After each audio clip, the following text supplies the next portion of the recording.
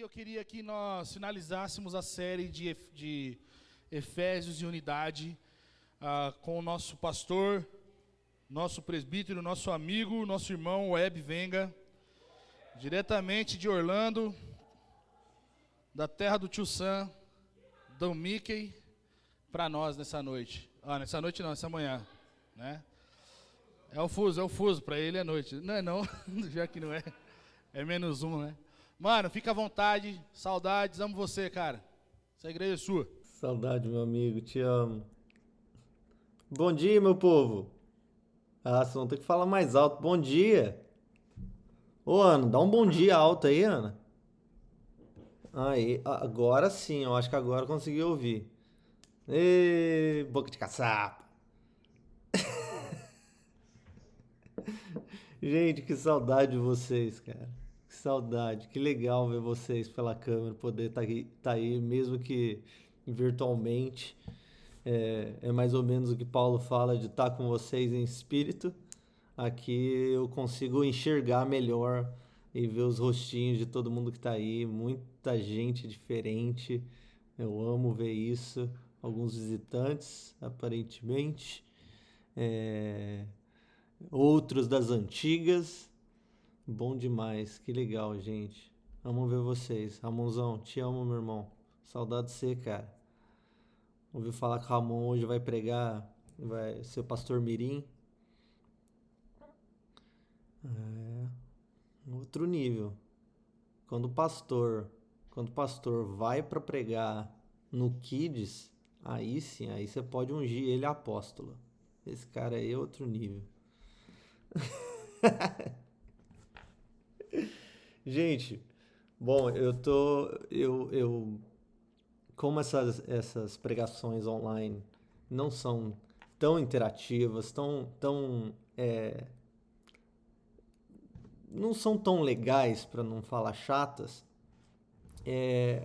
eu quero ser o mais breve possível, quero ser o mais dinâmico possível, para vocês não ficarem entediados. Agora que vocês estão tirando esses breaks no meio do culto, você toma um cafezinho, come alguma coisa, já já você começa aí a abrir a boca de sono, ficar entediado aí. Então eu quero que isso seja útil para aquilo que está sendo feito e construído aí, tá bom? Me foi incumbido de falar com vocês nessa última sessão de Efésios sobre unidade, e eu queria que você abrisse a sua Bíblia em Efésios 4, versículo 7. Eu vou tentar seguir minhas anotações aqui para não ficar viajando muito, porque eu fico olhando na câmera, fico olhando vocês, fico me dando saudade, fico querendo comentar, querendo conversar com vocês. Então eu vou tentar seguir minhas anotações aqui o máximo possível.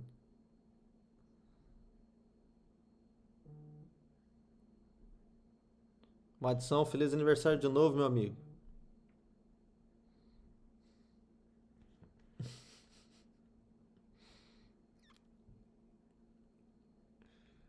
Bom, vamos ler junto então, gente. Efésios 4, 7 a 16. Mas a graça foi concedida, dada, a cada um de nós conforme a medida do dom de Cristo. Por isso foi dito, subindo para o alto, levou cativo o cativeiro e deu dons aos homens. O que significa ele subiu, senão que também desceu às partes mais baixas da terra? Aquele que desceu é o mesmo que também subiu muito acima de todos os céus, para preencher todas as coisas. E ele designou uns como apóstolos, outros como profetas, outros como evangelistas, e ainda outros como pastores e mestres, tendo em vista o aperfeiçoamento dos santos, para a obra do ministério e para a edificação do corpo de Cristo. Tá travando muito aí, gente? Ou tá dando para acompanhar? Então tá bom.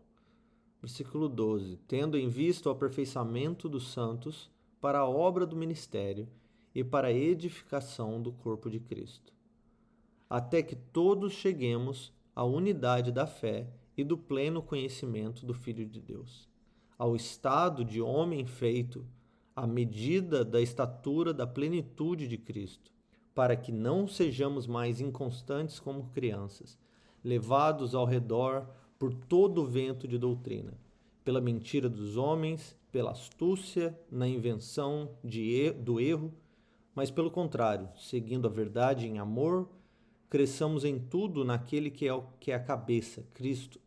Nele, Cristo, o corpo inteiro, bem ajustado e ligado pelo auxílio de todas as juntas, segundo a correta atuação de cada parte, efetua o seu crescimento para a edificação de si mesmo no amor.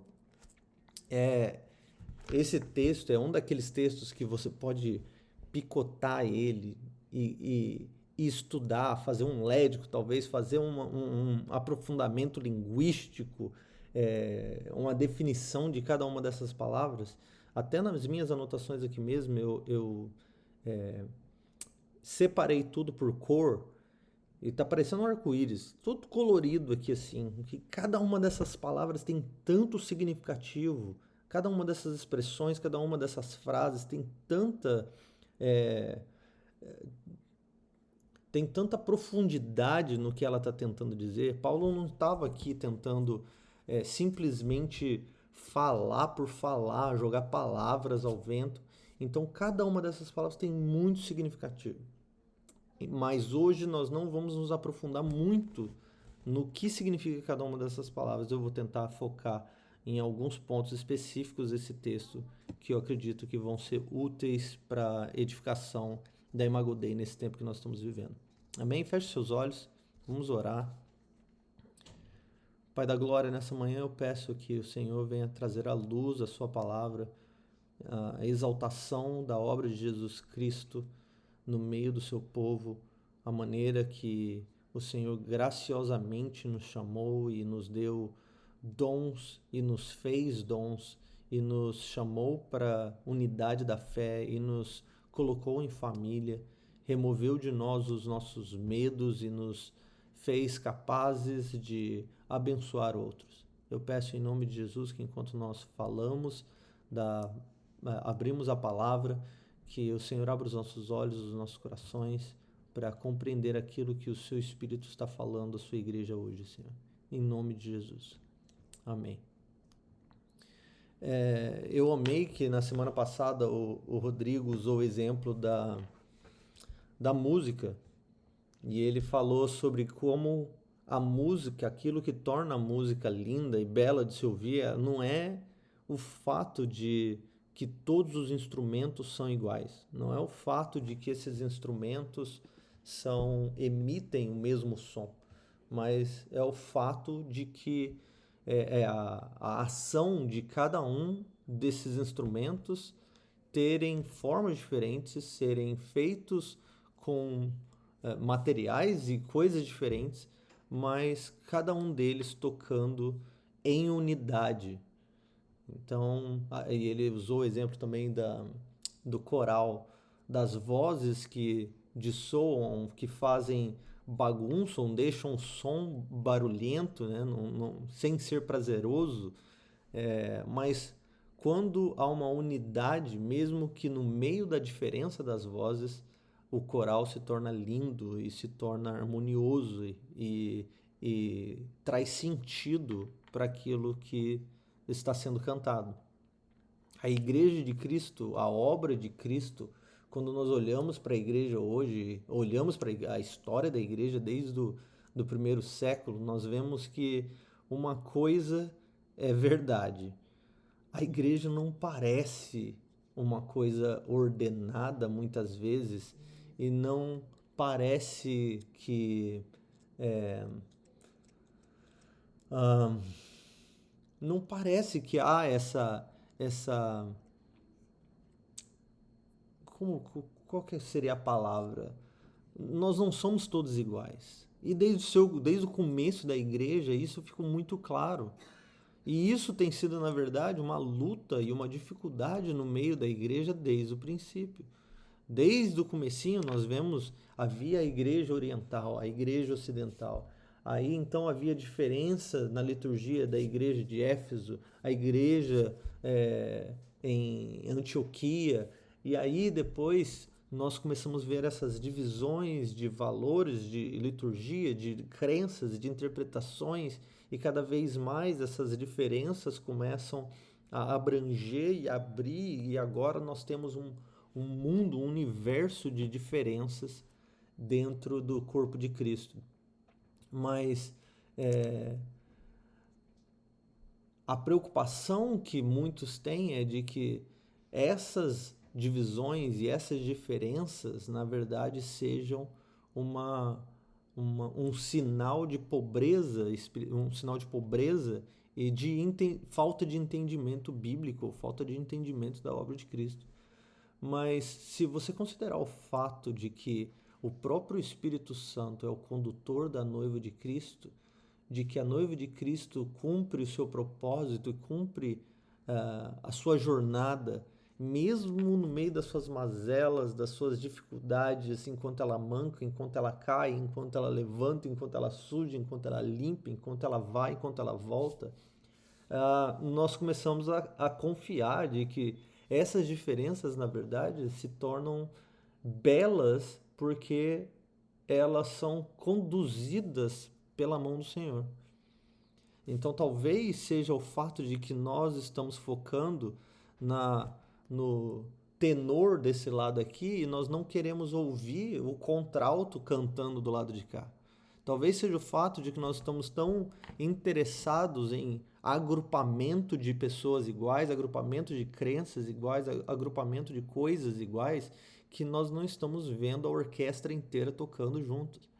E nós não conseguimos ver, então, como há uma beleza quando esses diferentes tocam juntos. Quando essas pessoas, as igrejas, as congregações, as funções, os obreiros, os pregadores estão dissoando da maneira que eles cantam a mesma canção.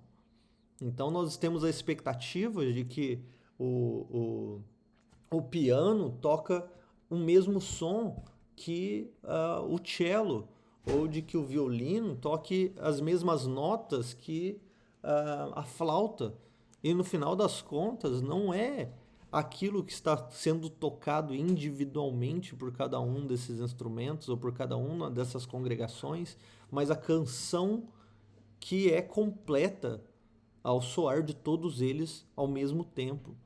Então, talvez nós não estejamos vendo a beleza daquilo que acontece ao redor do mundo com essas divisões, com essas diferentes maneiras de se viver o corpo de Cristo e a jornada da fé, mas do céu, do ponto de vista do céu, a orquestra da igreja está soando como uma maravilha, está soando linda, e a gente não sabe disso, a gente não consegue ter essa percepção, porque nós, de novo, estamos focados em coisas muito específicas. Então, se você tiver um tempo nessa semana, pega esse texto do versículo 7 ao versículo 16 e começa a separar cada uma dessas coisas, dá uma estudada.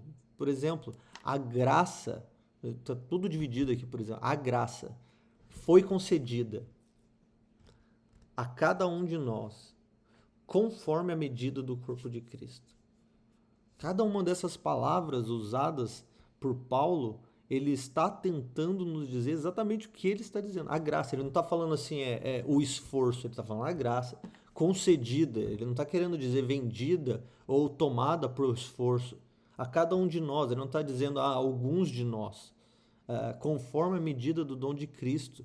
Querendo dizer que foi o esforço, foi a obra de Cristo que habilitou o cristão viver e ganhar e ter a habilidade de fazer parte do histórico de Cristo, da história da igreja. Não é o homem que adquire para si uma função no meio do corpo de Cristo e ganha para si um título, como se, da mesma maneira que ele ganharia no meio dos empresários. Olha, eu atingi agora a estatura de CEO. Eu fui promovido agora a CEO, eu sou o chefão agora no meio da minha empresa, eu sou o chefão no meio da igreja. Não é assim que funciona. Mas Cristo por meio da sua obra, como Paulo vai dizer aqui, subiu para o alto, porque primeiro ele desceu as partes mais baixas da terra. Ele está querendo falar que a obra de Cristo, a maneira que Cristo tomou para si forma humana, morreu e ressuscitou, subiu aos céus e foi exaltado, é essa vitória de Cristo, é esse rei vitorioso que agora consegue investir em homens fracos, frágeis, inúteis como nós, fazendo de nós agora obreiros na obra e história de Cristo no meio da terra, no meio da humanidade. É Cristo quem está levantando para si homens e mulheres que cumprem uma função especial no meio do seu povo. Ele vai dizer, a graça foi concedida a cada um de nós conforme a medida do dom de Cristo. Isso nos ensina duas verdades importantes. Primeiro, que ninguém no corpo de Cristo foi deixado de fora. Ele diz, todos nós recebemos a graça. Nós, o corpo de Cristo, nós, aqueles que receberam de Deus a salvação, nós recebemos também dons. Nós fomos... há uma maneira dupla de se olhar para essa passagem de dons como ofícios também, porque ele vai falar sobre esses dons, capacitação que nós recebemos para esses ofícios, mas ele vai falar também desses ofícios como dons em si, como homens que são como presentes aos outros homens. Então, segundo lugar, que essa graça vem de Cristo e ele é o Senhor que distribui os dons. Ele que concede a cada um conforme o seu propósito. Eu amo pensar na realidade dessa distribuição dos dons, de que para nós essa distribuição ela parece muito aleatória e muitas vezes injusta. Né? A gente olha para alguém que tem um dom, uma capacidade diferente da nossa e nós achamos que nós é quem deveríamos ter recebido esses dons, porque nós poderíamos fazer isso se nós tivéssemos o dom tal. Eu faria diferente se fosse eu com um dom tal. Eu poderia crescer a igreja, eu poderia evangelizar, eu poderia profetizar se eu tivesse esse dom de Deus. E a verdade é de que quando nós... Eu gosto de pensar muito nessa realidade da soberania de Deus, antes do hoje, como as coisas que nós vivemos hoje, como as coisas que nós recebemos de Deus hoje, estão muito ligadas às coisas que Deus produziu muitos anos, para não falar eras atrás. Como a maneira que os nossos pais nos criaram, a maneira como nós aprendemos, a escola para que nós frequentamos, os amigos que nós tivemos, as decisões que nós tomamos.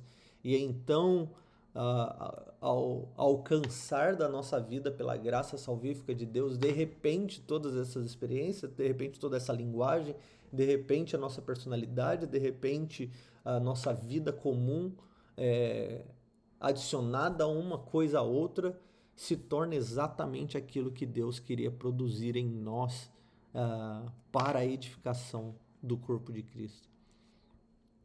No versículo 8, Paulo cita o Salmo 68:18 para mostrar que Cristo, ao subir aos céus, ele concedeu dons aos homens. É interessante que esse salmo, na verdade, diz que ao subir, ele recebeu dons. Não diz que ele deu dons. Mas Paulo, quando ele fala aqui, ele usa o mesmo salmo para dizer, ao subir, Deus entregou aos homens, Deus entregou à igreja dons. Ele deu aos homens presentes, ele deu aos homens como presentes, homens como dons, homens e mulheres para funcionarem como edificadores do corpo de Cristo. E esses dons que Paulo vai dividir aqui como um tipo de encargo humano são apóstolos, profetas, evangelistas, pastores e mestres. E eu não vou entrar em detalhe na definição de cada um deles e exemplos de cada um deles e como no grego apóstolo quer dizer isso, aquilo. Não é a minha intenção aqui, mas é a intenção de focar na realidade de que ao preparar sua noiva, ao edificar sua igreja, ao planejar a maneira que funcionaria o corpo de Cristo, Deus não desejou que nós funcionássemos como iguais. Tanto que o título da minha pregação hoje é Comunhão dos Diferentes. Porque Deus não desejou formatar sua igreja em um monte de cristãozinho igual. Nós somos chamados cristãos porque nós somos parecidos com Cristo, imitadores de Cristo. Mas mesmo em nossa imitação de Cristo, nós somos diferentes. Talvez um vai imitar a maneira de Jesus falar, outro vai imitar a maneira de Jesus sentar, outro vai imitar a maneira de Jesus sorrir, outro vai imitar a maneira de Jesus dançar. Mas todos nós estamos imitando o mesmo Cristo. Paulo vai falar que Deus colocou esses homens, essas pessoas no meio do corpo de Cristo, ou deu esses dons no meio do corpo de Cristo, e ele não fez isso com o intuito de fazer desses homens celebridades no meio da igreja. Tenho certeza que você já teve a experiência de ser liderado, ou ser conduzido, ou fazer parte de algum lugar onde esses homens, os apóstolos, os profetas, os evangelistas, os pastores e mestres, eram de uma categoria separada dos outros. Eram como se houvesse uma casta mais alta e especial do restante do corpo de Cristo. A verdade é de que nós podemos olhar para isso como se toda a igreja fosse dividida em 5 ofícios. Nós poderíamos olhar como se toda a igreja, em algum momento, ou de alguma capacidade, ou algum membro, em alguma maneira, tivesse também os dons espirituais que Paulo vai nos ensinar. Então, esses dons, essa capacitação, essa graça divina da parte de Deus para o homem, ela não é usada para si mesmo. Ela não é usada para você mesmo. Eu não devo me orgulhar porque eu sou isso e aquilo. Eu não devo me sobrepor ao restante porque eu acho que eu tenho uma capacidade ou um dom diferente. Pelo contrário, a beleza do dom é de que Cristo, o Rei vencedor, é quem deu aos homens que não venceram a capacidade de fazer parte de sua obra vitoriosa. Foi Cristo, é em Cristo que nós somos vencedores, é em Cristo que nós nos orgulhamos. Agora, se orgulhar no seu dom pessoal, como indivíduo, da sua posição, do seu dom, é ridículo como uma criança que ganhou uma bola, mas não tem amigo para brincar. Você pode até tentar brincar com a bola de futebol um pouquinho, algumas vezes, chutar na parede e tal, mas perde o propósito do presente. O presente não foi para você usar para si mesmo, não foi para você brincar sozinho. Ou como alguém celebrar o próprio aniversário sozinho. Eu vou celebrar o meu aniversário. Não, a celebração do aniversário ela tem a ver com como você é um presente para as outras pessoas ao seu redor. Não ter pessoas ao seu redor para celebrar isso, ou para jogar futebol, ou para jogar um vôlei com você, não faz muito sentido.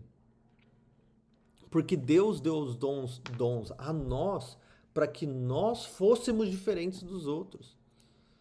Para que nós pudéssemos, na nossa fraqueza, na nossa individualidade, das nossas características, nos parecer completamente diferente das outras pessoas ao nosso redor.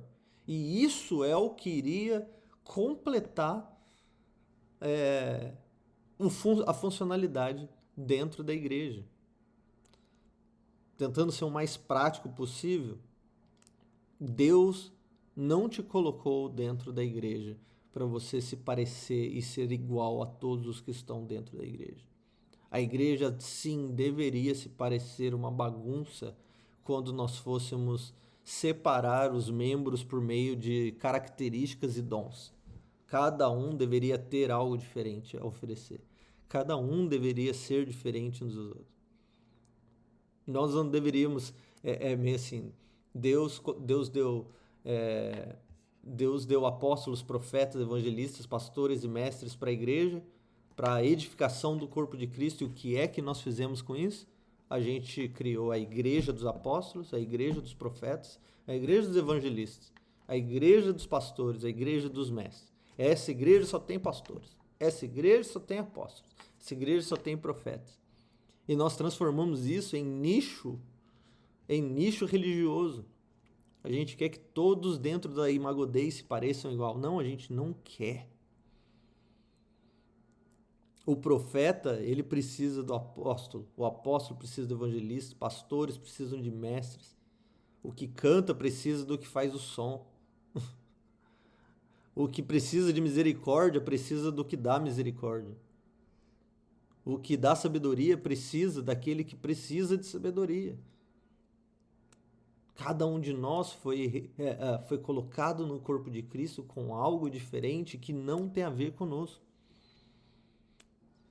Eu acho que uma maneira legal de se olhar é que nós, com nossas características, ou sendo um dom de Deus no meio do corpo de Cristo, estamos no corpo de Cristo justamente porque somos quem nós somos. Deus nos deu o dom para que a gente tirasse os nossos olhos de nós mesmos e colocássemos os olhos naqueles que estão ao nosso redor. Deus nos deu como presentes uns aos outros. Deus nos deu como dons uns aos outros.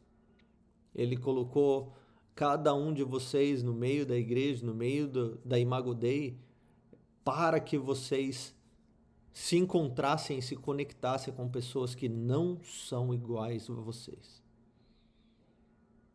Procurar pessoas que são iguaizinhas a vocês vai fazer com que você aumente os pontos cegos na sua vida.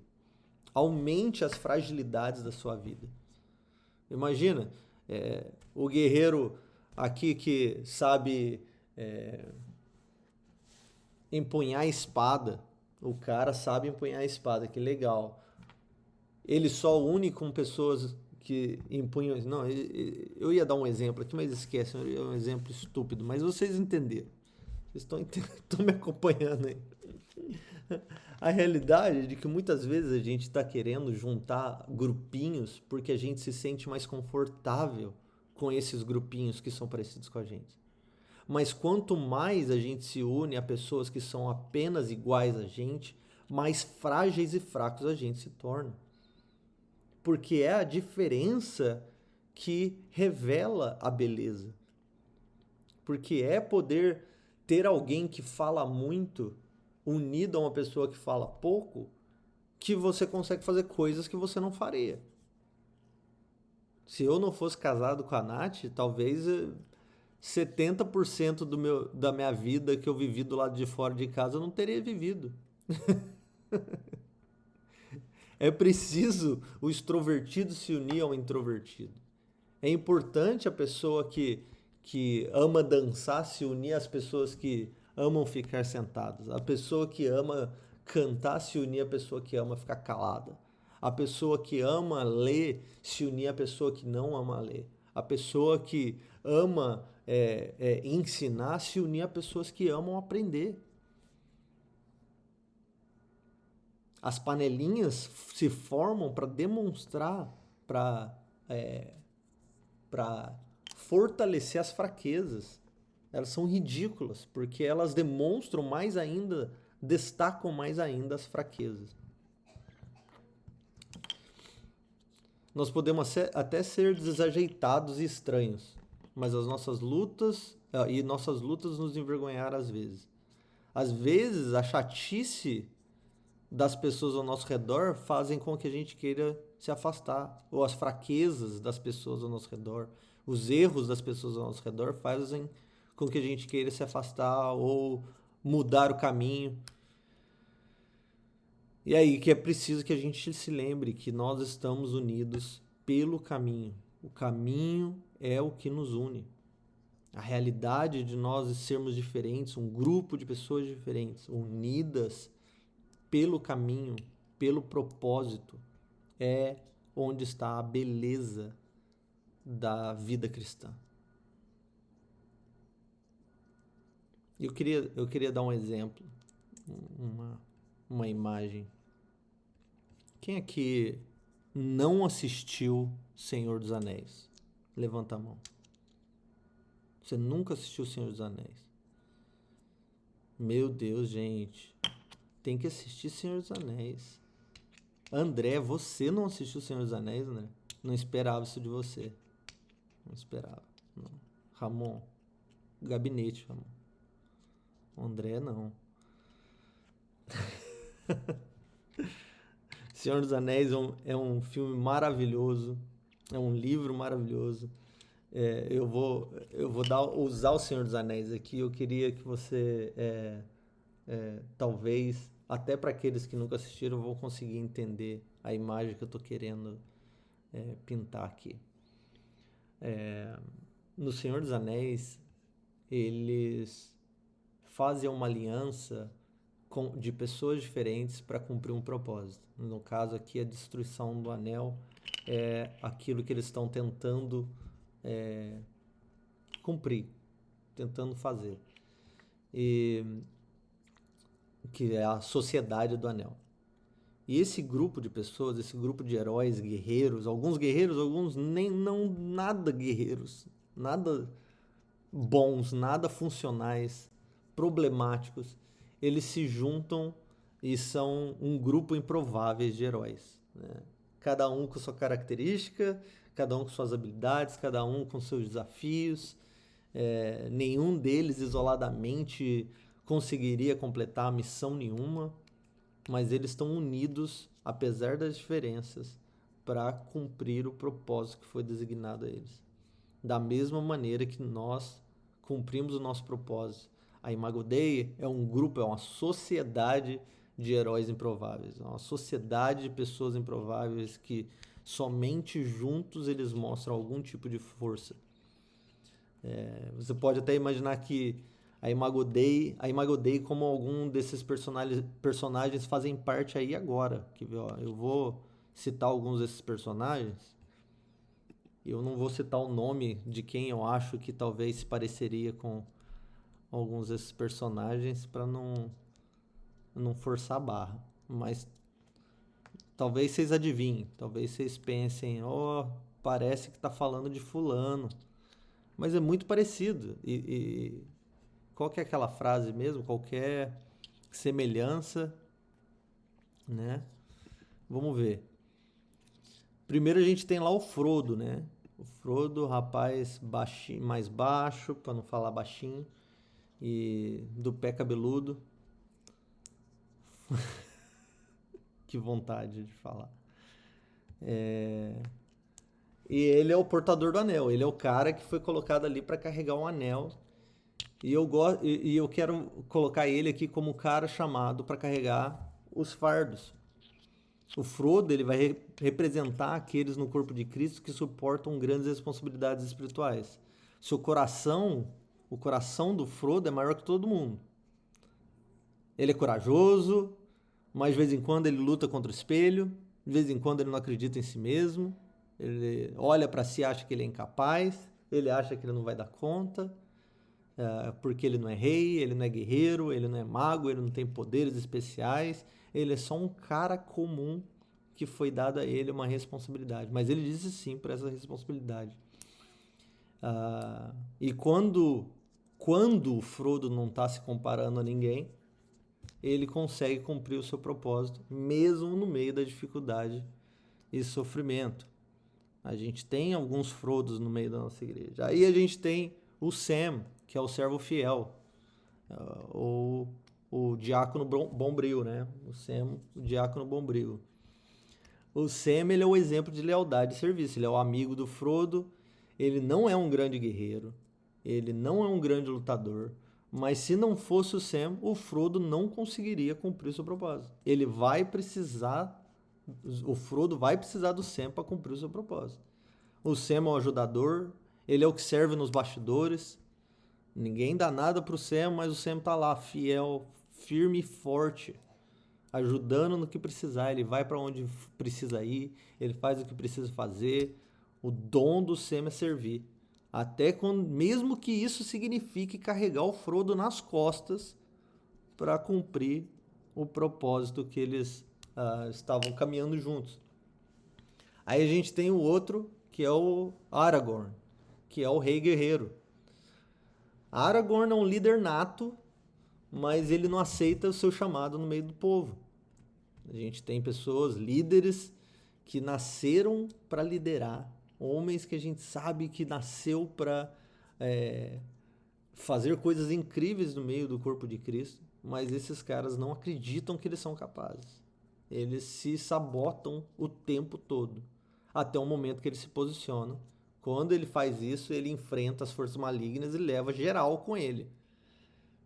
Alguns de vocês que já assistiram O Senhor dos Anéis, vocês estão conseguindo visualizar o que eu estou falando. Os outros se atentem apenas na história que eu estou tentando contar. Aí a gente também tem o Legolas, que é o elfo mais veloz da Terra-média, né? O Legolas, que é um arqueiro elfo, ele é preciso, ele é rápido, ele enxerga de longe.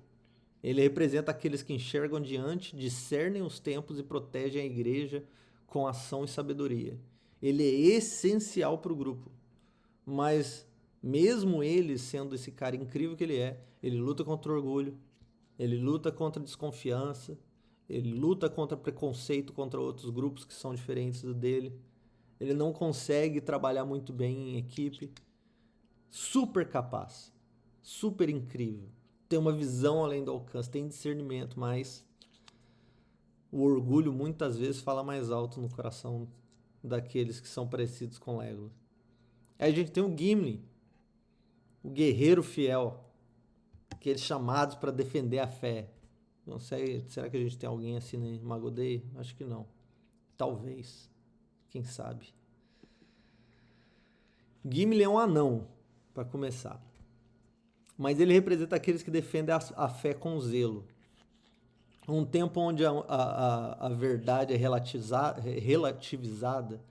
a gente precisa desses Gimlis no meio da igreja, no meio do grupo. A gente precisa daqueles que se apegam à verdade e que lutam. Se alguém virar e falar uma vírgula fora do contexto, ele já fica bravo. Ele quer matar porque vai falar que esse cara não é real, esse cara não é verdadeiro, esse cara levanta o machado pronto para dar uma machadada em alguém. Mas esse cara é fiel à comunidade. Ele enfrenta quem for preciso para proteger a comunidade, proteger o grupo. A maturidade, a beleza, a grandeza de Gimli só vai ser vista quando ele para de ser obstinado, para de ser chato, para de ser preconceituoso com os outros que têm dons diferentes, chamados diferentes no meio do grupo dele. É só nesse momento que ele começa a brilhar mesmo, quando ele começa a ter uma amizade com alguém que é diferente dele, no caso o Legolas, né? Aí a gente também tem o Gandalf, que é um sábio conselheiro. O Gandalf é aquele mago dentro da história que faz coisas incríveis, que ajunta a galera, que chega, mostra o caminho para todo mundo, luta quando precisa, tá na frente, tá fazendo, tá ensinando, abre, mostra a sabedoria, mas de repente, quando você mais precisa, o Gandalf some. Gandalf some. Uma grande dificuldade de Gandalf é lidar com aqueles que menos sabem ou que têm menos coragem do que ele. Ele tem uma tendência em querer trabalhar sozinho porque é muito mais fácil. Pessoas que têm essa tendência de achar que é mais fácil trabalhar sozinho, quando elas conseguem trabalhar juntos, elas brilham no meio do corpo de Cristo, porque elas têm muito a oferecer, têm sabedoria. Aí a gente tem também os últimos que eu queria citar, Merry e Pippin, que são os hobbits alegres no meio da história toda. Não parecem heróis, não... no começo, quando você começa a assistir, você fica pensando, cara, que inútil esses dois no meio da história, o que eles estão fazendo aí? Parece que eles estão só se divertindo no meio do rolê, eles não estão ali para guerrear, não estão ali para fazer nada útil, além de se divertir. Mas essas pessoas também são necessárias no meio da jornada, porque são eles que, quando as coisas estão pesadas, são eles que, quando os dias estão difíceis, quando o medo bate, quando a escuridão bate, que esses caras que estão ali só se divertindo, são eles que mudam o assunto, são eles que encorajam, são eles que alegram, São eles que conseguem fazer a esperança brotar no meio da galera de novo. São eles que trazem leveza no meio da situação. E aí, quando eles se tornam maduros, eles também se tornam ótimos líderes. No meio dessa realidade toda que eu estou tentando pintar, mesmo para aqueles que nunca assistiram O Senhor dos Anéis, é a mesma realidade, é a mesma imagem da orquestra que eu estou tentando fazer. É de que cada um de vocês, no meio das suas fraquezas, no meio das suas dificuldades, no meio das suas lutas, você talvez não consiga entender o porquê você faz parte de uma comunidade. A sua tendência, a sua luta talvez seja justamente fazer parte de uma comunidade.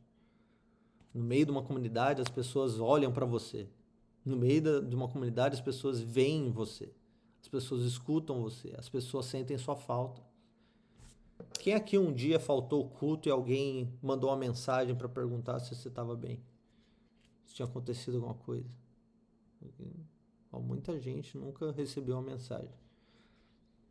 A maioria de nós isso aconteceu. Isso acontece no meio de uma comunidade.